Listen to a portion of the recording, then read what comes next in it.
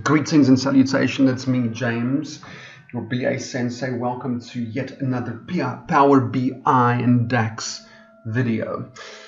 This is the third video in the series on the perimeter table parameters pattern.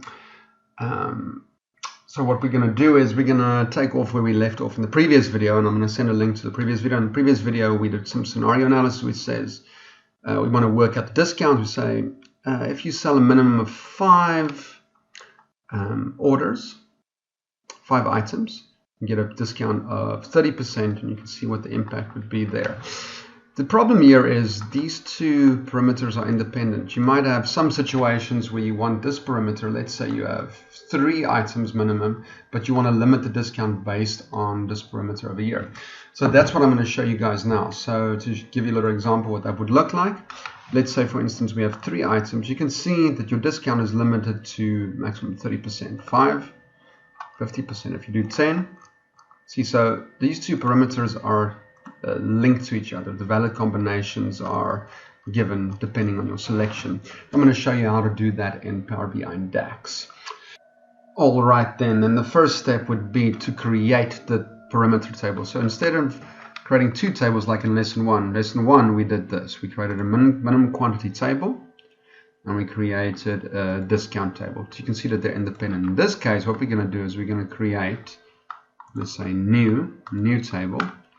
And we are going to create a table, basically using this function to create a list like that with all your valid combinations.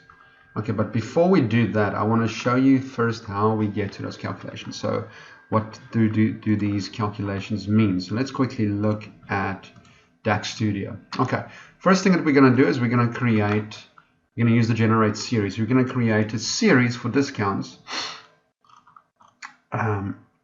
from starting at 0 to 19 and increments of 1. You can see it creates a list. First, the second thing that we do here is it's going to evolve here. So now I'm going to take that and I'm going to use the select columns, and I'm now going to give it a bit more context. So now I take that value and divide it by 20 to give me a list, right? Okay, called discount from 0% to 95%. Remember, because we have the limitation of we can't give more than 95% discount. So now we have a list of discounts.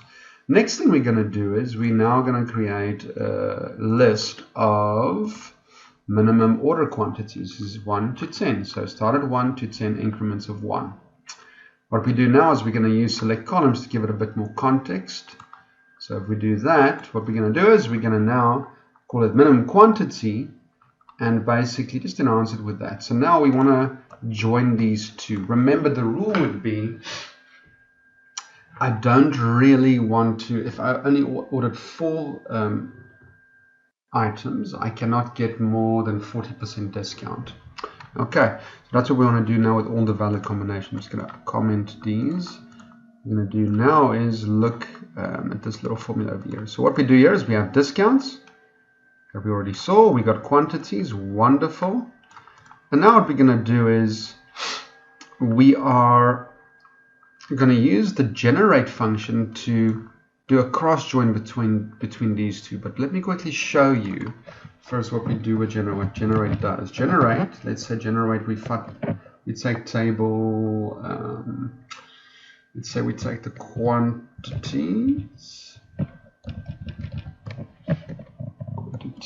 yes, and we combine that with the discounts. Just so you can see what it does. If I do that, if I run this, it's going to return a list. Okay, so basically taking discounts and doing a cross join between 2 of them. So quantity 1 to 10 has the discount 0, 1 to 10 has the discount 0.5, 1 to 10 has the 1. Let's scroll down to the bottom, way down, so just combine them. 1 to 10 has 95. So that's all valid combinations. But what I want to do is I would rather do this. I want to say join this table to the discounts, but do additional filter. This is our logic. Do basically anything that with the min quantity divided by 10 is equal to or greater than the discount. Cap it there. So what I'm going to do is I'm going to return the valid combinations and give you an example what you see there. Say run. So now you can see 0% has 1 to 10. Yes. Okay. 5% has 1 to 10. Yeah. 1, however, should be capped at 0.1. Cool. So now under 2, I don't expect to see a minimum quantity of 1. So 2 should disappear under when this kicks in. So you can see we basically get less and less incremental. So you see at 10, way at the end, 10 basically has the limit of 95. And that's it. So that's what we're gonna take this and we're gonna stick that into our table. And I'm gonna call that quantities and discounts, and we say okay, and now it gave us this table. Wonderful. So the second thing we do, quite simple.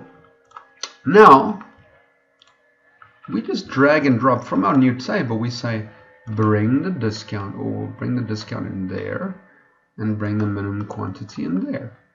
And let's make minimum discount percentage. Yeah, cool. So now we can see if I select 4, my discounts are limited up to 40%. If I select 7, it should be up to 70%. If I select 1, it should be up to 10%. If I select 10, it should be up to 95%. You see that? And vice versa. If I say, show me all the 95%, 95 is only applicable to 10. 90 is only applicable to 9 and 10. 85 is only applicable to 9 and 10. 80, 8, 9 and 10. 10 before those. So you can see these two parameters are dependent of each other. So now I want to basically bring my measure and see with these combinations what I can do. So what I'm going to do is I'm going to bring your attention to our previous video.